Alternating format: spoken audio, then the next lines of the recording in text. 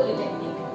In this video, we will discuss the subject Design of Steel Structure and the topic name is Steel Roof Truss. These are the contents of this video.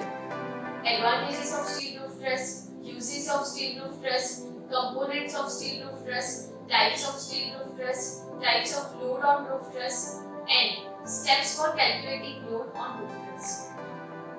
Advantages of Steel Roof Truss.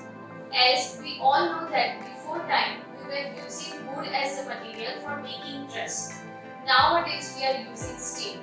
So advantages are, as compared to timber truss, steel truss is stronger and durable, can be manufactured as per the requirements of the architect.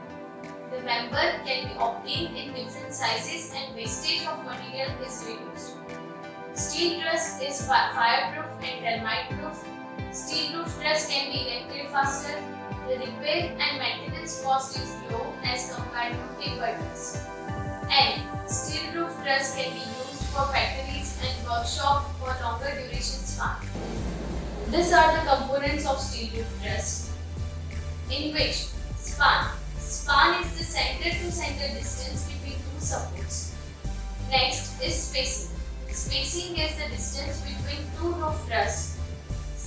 Principal rafter. The member connecting the ridge point and apex point is known as principal rafter. Set tie is the vertical member connecting the ridge point and main tie. Purlin is the horizontal member connecting the panel points of roof truss and taking weight of roofing material. Panel points. The point at which the inclined or vertical members make a joint, and at last the rise. The vertical distance between main tie to ridge point is known as rise. Now these are the different types of roof truss on the basis of span length, which I have shown in this figure. First is the king post, second is the queen post truss, third is the fan type, then next wing type, how type, north light type, triangular, compound wing type, parent type, and hoe type flat truss. Types of load on roof truss. There are different types of load which are acting on roof truss. Dead loads, light loads, wind load, snow load, earthquake load, erection load, and loads due to temperature, heat, and shrinkage.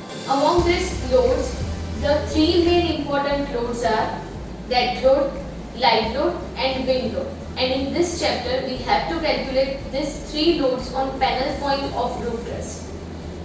Now, steps for calculating load on roof truss. In the examples of steel roof truss, the given data are location of roof truss like Ahmedabad, Baroda, span and spacing of roof truss, rise of roof truss, height of roof truss from ground level, roofing material, weight of purlin, number of total panel points, wall opening area, probable life of roof truss, terrain category and topography, and we have to find the dead load, light load, and wind load per panel point. Now step 1. Step 1 is for basic calculation, in which we are finding first pitch, which is equal to rise upon span.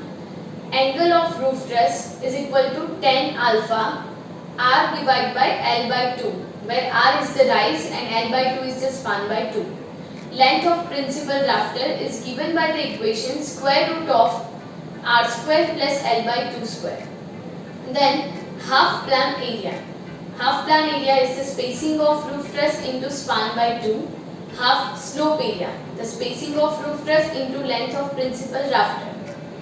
Now step 2, dead load calculation. For dead load calculation, we have to calculate 4 values.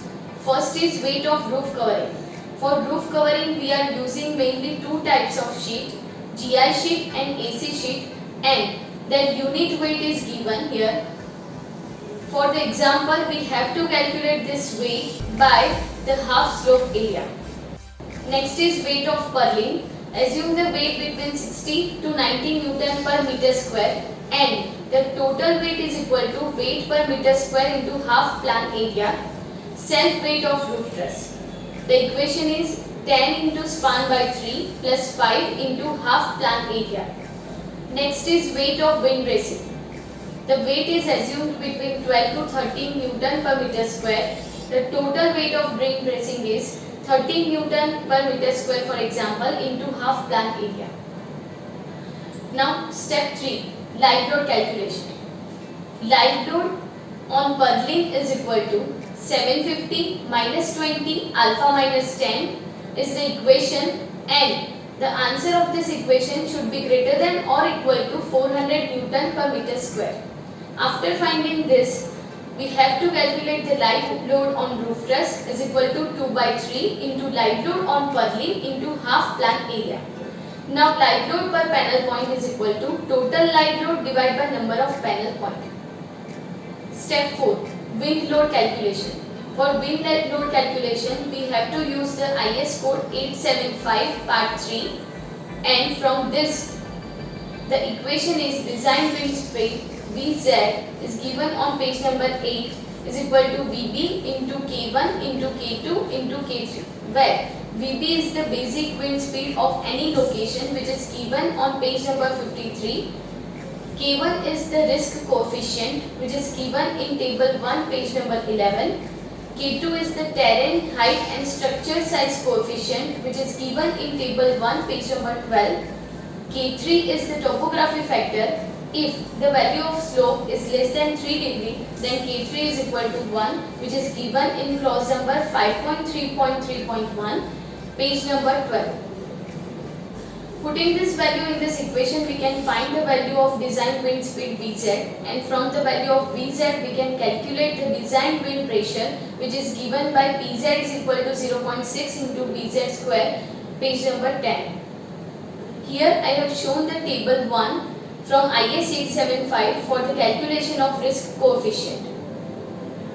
Here also I have shown the table for finding K2, terrain, height and structure size coefficient.